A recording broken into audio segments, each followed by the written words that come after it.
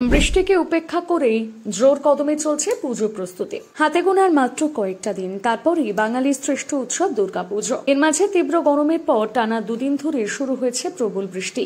ফলে সমস্যায় পড়েছেন সমস্ত পুজো উদ্যোক্তারা। বৃষ্টির কারণে পুজো মণ্ডপ তৈরি করতে হিমশিম খাচ্ছে শিল্পীরা। ফলে মাথার উপর বৃষ্টি নিয়ে কাজ করে চলেছেন মণ্ডপ শিল্পীরা। তবে পুজো উদ্যোক্তারা বলছেন তাদের যথেষ্টই সমস্যার মধ্যে পড়তে হচ্ছে। তো সাচ্ছেই, কারণ এইটা তো পুরো মোটামুটি বলা যায় একটা দুর্যোগই। আর এই অবস্থায় কাজ বন্ধও করতে পারছি না, কারণ দিন খুব কম। আমরা মহালয়ার দিন ওপেনিং করবো, এরকম একটা আমাদের পরিকল্পনা আছে। তো সেই হিসাবে তো কাজও বন্ধ করা যাচ্ছে না। লেবাররাও যথেষ্ট বৃষ্টির মধ্যে রেনকোট পরে তারা কাজ করছে, ওদেরকে আমরা ধন্যবাদ জানাই। কেন ওদের পক্ষ না হলে ডেলিভারি দেওয়া খুবই অসম্ভব হয়ে দাঁড়াবে। আর আমাদেরও তো অসুবিধা হচ্ছে, কারণ আমাদের লাস্টের দিকে এখন আমাদের কালেকশনের একটা ব্যাপার থাকে, আমরাও যেতে পারছি না। তো বৃষ্টি তো আমাদেরকে প্রচণ্ড অসুবিধার মধ্যে ফেলে দিল। তো এই মতো অবস্থায় এখন কি উপায় এখন উপরবেলার উপরেই আমাদের ভরসা।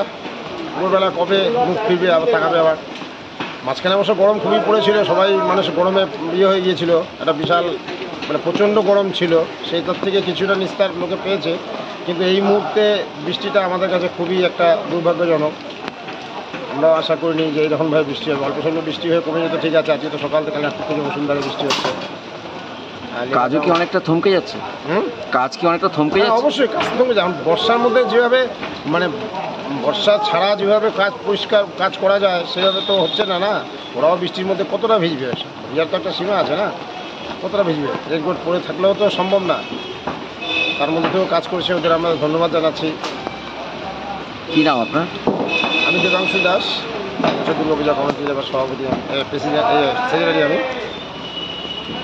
কারণ এই বৃষ্টি, যার ফলে কালেকশন একটা সমস্যা হয়ে থেকেই যাচ্ছে। অন্যদিকে সময় মতন মণ্ডপ তৈরি হবে কিনা সেটাও সংশয় হয়ে যাচ্ছে। এদিকে মণ্ডপ শিল্পীরা বলছেন বৃষ্টির জন্য কাজ করতে অসুবিধে হচ্ছে, বাধ্য হয়ে রেইনকোট পরে কাজে নেমেছি। সময় মতন প্যান্ডেল ডেলিভারি করতে হবে পুজো উদ্যোক্তাদের কাছে। ইসলামপুর শহরের আদর্শ সংঘ তাদের এবার পুজোর থিম রাম মন্দির, বড় বিগ বাজেটের পুজো। তাই প্যান্ডেল সময় মতন ডেলিভারি করতে হবে, যার কারণে রেইনকোট পরেই কাজ করে চলেছে মণ্ডপ শিল্পীরা। সকাল থেকে তো ভরপুর জল, তারপর বৃষ্টির জন্য এখন কী করবো, মালিক তরফ থেকে রেইনকোট কিনে দিয়েছে। এখন কী করবো, কাজ তো তুলতে হবে আমাদের ধরেন আপনার ওই মহালয়ের আগে কমপ্লিট দিতে হবে। এবার আমরা সেভাবে পরিস্থিতি নিচ্ছি আর কি। বর্ষাতেই এই যে রেইনকোট পরে রয়েছেন, তো এটা কি কোথা থেকে, আপনারা নিজের না কি, যদি একটু বলেন? না, আমাদের কোম্পানির তরফ থেকে কিনে দিয়েছে, আমাদের মালিকের তরফ থেকে। আর সবাই রেইনকোট পরেই করছেন? হ্যাঁ, সবাই আমরা রেইনকোট পরেই কাজ করছি। তো বৃষ্টিটা কি একটু কাজের পক্ষে ক্ষতি হলো? ক্ষতি আমাদের বিশাল ক্ষতি হয়ে গেল। কেন? আমরা কাজটা আর দু একদিন আগে কমপ্লিট দিতাম, সেটা দিতে পারছি না বৃষ্টির জন্য একমাত্র। বৃষ্টি কি অনর্গল হয়ে চলছে? হ্যাঁ, অনবরত বৃষ্টি হয়ে যাচ্ছে। ভোর 4টে থেকে লেগেছে। 4টে থেকে কম হচ্ছিল, তারপর সকাল 6টার পর থেকে জোর জল আরম্ভ হয়ে গেছে। তা এখন কাজ কতখানি বাকি?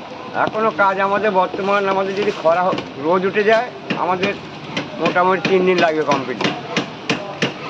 আমার তো অনেক লোক আছি, ধরেন 28-30টা লোক আছি।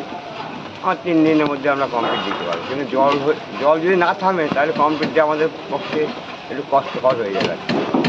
কি নাম? পিওরাল দাস। হ্যাঁ, পিওরাল দাস।